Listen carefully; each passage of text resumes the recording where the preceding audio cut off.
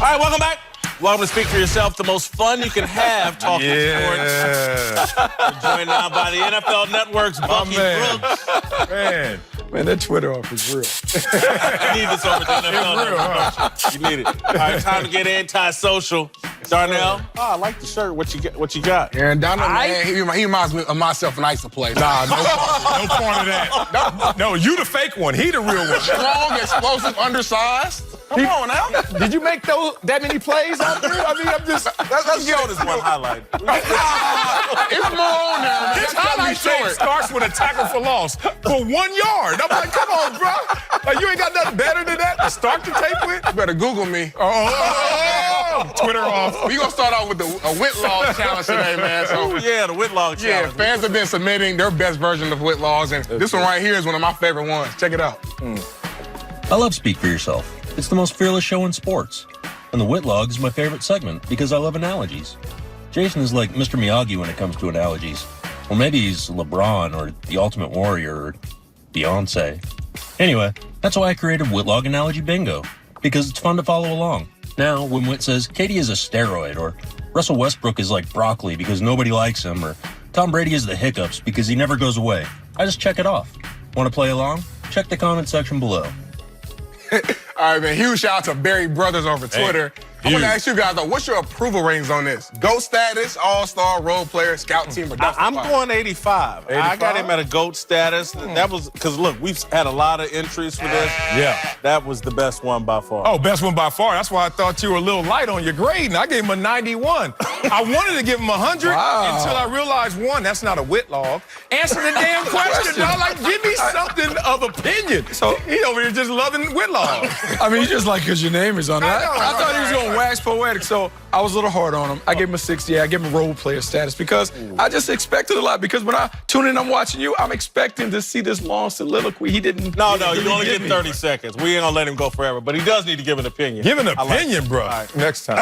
All right, moving on to the Raiders, who recently announced that they'll be the team featured on HBO's Hard Knocks this year. The additions of Vontaze Burfict, Richie Incognito, and of course Antonio Brown. Fans can't wait to see how this comes together. The Raiders seem to be excited about this as well, putting out a tweet saying, everybody wants to be a Raider. Now they'll find out what it takes to become one.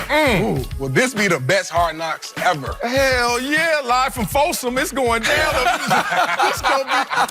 The QB camp with just Groot and Chucky alone was enough for me, let alone you add all these cats, AB, Vontaze, Richie. Oh, it's crazy, it's over. I think it's too big of a cast. I think it's too many different superstars. I like a little more narrow focus. It's kind of like how a lot of people, the Game of Thrones, the reason why it ended terribly is because there was just too many different storylines. I get that. I mean, this is made for TV, though. You have two TV personalities in prominent roles. John Gruden as a head coach, Mike Mayock as a general manager. Good point. Those conversations on TV, they're going to be played up. This is going to be a nice one. AB. Yeah, it's going to be nice. I mean, it's a lot. Yeah, right. It's the road to 4-12. I can't wait. I'm all in on this 4-12 thing. Next. All right, guys, sticking with football, the Jaguars this year. Ramsey spoke to the media and said he wasn't angry or upset that he won't be getting an extension this season, but he then challenged his inner Deion Sanders on Twitter, saying he's going to ask for so much money, they're going to have to put him on layaway. Primetime famously made that quote after he was selected 5th overall pick in the 1989 draft. So, guys, do you think this will be a distraction for the Jags this season? Not at all. You think so? Not this. Will Jalen Ramsey be a distraction? Yes. No. You know what? They don't give money away. You got to go get it. So guess what? Putting this statement out, we knew what Deion was going to do once he took them 20 chains off. Ball out. This is pressure on you, Jalen Ramsey, to go out there and ball out and be consistent like you were 2 years ago. Yeah, I think it puts pressure on him, and I think he relishes the opportunity. We've seen him. Look, this is straight from the Richard Sherman playbook. What you do is you talk, you put a little attention on you, put all the eyes on you. Then if you ball out, Bucky, you know, he did that last year. He called out every quarterback he did, in but the you know league, what? Sometimes you and it gotta blew up in his face. He made a Pro Bowl, though. He made a Pro Bowl. He made a Pro Bowl. I mean, it wasn't the year before, but it still was. Jaguars made the toilet bowl. That's real. That's real. And they had a quarterback that was in it. That's Scotty Bowl man. The thing I will give him credit for, do young people even know about layaway anymore? No, see, that's the thing. I was like, I don't know, because my first jacket, I bought a members only jacket on layaway. And it took me a long time to put that down. So I don't know if young people know about that. That's real talk. We used to have Christmases on layaway. Celebrate them on the 28th. After payday. After payday. Test themselves. Broke. Christmas is on Santa layaway. Claus came late. Broke. Then my mother would hit the numbers, you know. Yeah. Then Christmas was popping. But I know he over there hurting. Reminiscing, He hurt. All right, y'all. Talk about the New York Giants, where head coach Pat Shermer seems to be laying a foundation for a potential quarterback battle during training camp between Eli Manning and Ricky Daniel Jones. When asked about Jones' preparedness through the offseason workouts, Shermer said he's on track to be ready to play on day one, and that they were going to be playing the very best players. Shermer did reiterate that Manning is a starter, but do y'all think Daniel Jones has any chance of beating out Eli? Absolutely. It's right now they're just testing the waters to see how the fan base responds. You can't touch Eli, man. That is a made man. So they're just testing the waters, see how it goes. And if Eli steps in it, doesn't play well, then it's going to be Daniel Jones' time. But one, you got to make sure you control this fan base and their reaction. We saw what happened last year. Yeah, they went on and put it out there to kind of look, because we hadn't heard any of this. We had heard about the Kansas City model and how he was going to redshirt. For Pat Shermer to put this out there, Daniel Jones has either shown something or Eli Manning showed something that they didn't want to see, which is why it may be an issue. There was a guy, I think, for NewJersey.com, Matt Lombardo, that wrote a piece a couple of months ago about the success playing a quarterback early actually leads to success. The whole model, redshirting a guy or 2 or 3 years, that doesn't work. Maybe the analytics or just the research that said, you know what? We drafted, we're going to take the heat, let's throw him out there. Yeah. Maybe they're, maybe it won't be week 1, but week 6. And look, he passes the eyeball test. Saw him at the rookie marketing event.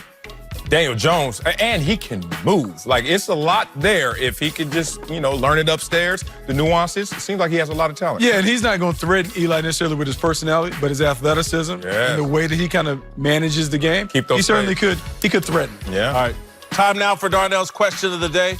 Darnell, take it away. It's Darnell's. That's my guy. My question of the day. All right, man. So I think he actually got a yard on that play, too. It wasn't even a tackle for loss. Anyway, always hating on me. Yesterday on Fox, our women's U.S. soccer team put a beat down on Thailand, 13-0. And I noticed some people online was having a problem with us running up the score. So I want to ask you guys, do you have an issue with teams running up the score on inferior opponents? Hell no. I never bought into this mentality. As soon as you step on the field, you know the deal. Until that clock goes 0, I'm trying to put up as much wattage on that scoreboard as possible. And I've been on the receiving end as well.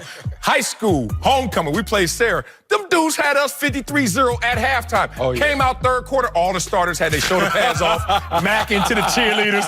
Put up another 3 that half. We lost 56-0. And guess what? More props to him, man. Keep pouring on the score if you can. I don't understand this whole mentality, and you can't celebrate it as well. Soon as you step between the whites, it's on, bro. 13-0 in soccer is damn near like 100-0 in football. Keep it coming. I don't think it was a good look. We look like bullies. We look like American bullies. And then all that celebrating when they were throwing on them garbage goals.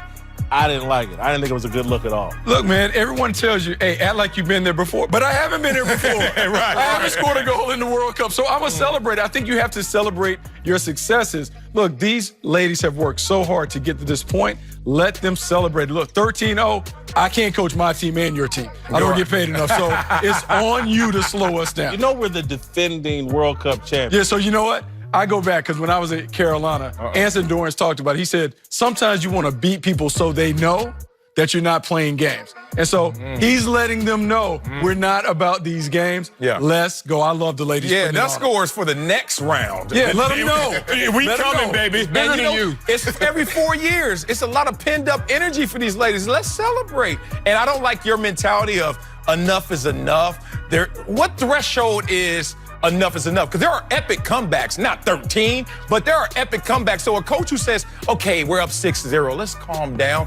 You never know. But Marcel, I do think you're underestimating how big of a lead 13-0 is. Oh, it's huge. The It- men never scored over 3 in any of the games. I get it. I know this. So again, this is 100-0. Take that, And you're take out that, there take that. celebrating. Take that. And you're, We're trying to create habits. We're trying to create habits. So I'm coaching, I'm saying, hey, you got to play hard, you got to finish the game. Yeah. So now we have an opportunity to finish the game. Yeah. I'm supposed to let up. Yeah. You don't want those habits to come in. You got to play it all the way to Gotta the play end. all the way. Play all night. Man, when you're doing them Whitlogs, that word count, you hit that next word, you go in. Do you stop? It's 100-0 on the Whitlog. We gotta finish Do you it. stop? Right. No, you keep banging. Keep all banging. right, coming up. It sounds like Anthony Davis is making a big push to join LeBron in Lakerland. We'll tell you if he's making a big mistake. Hey!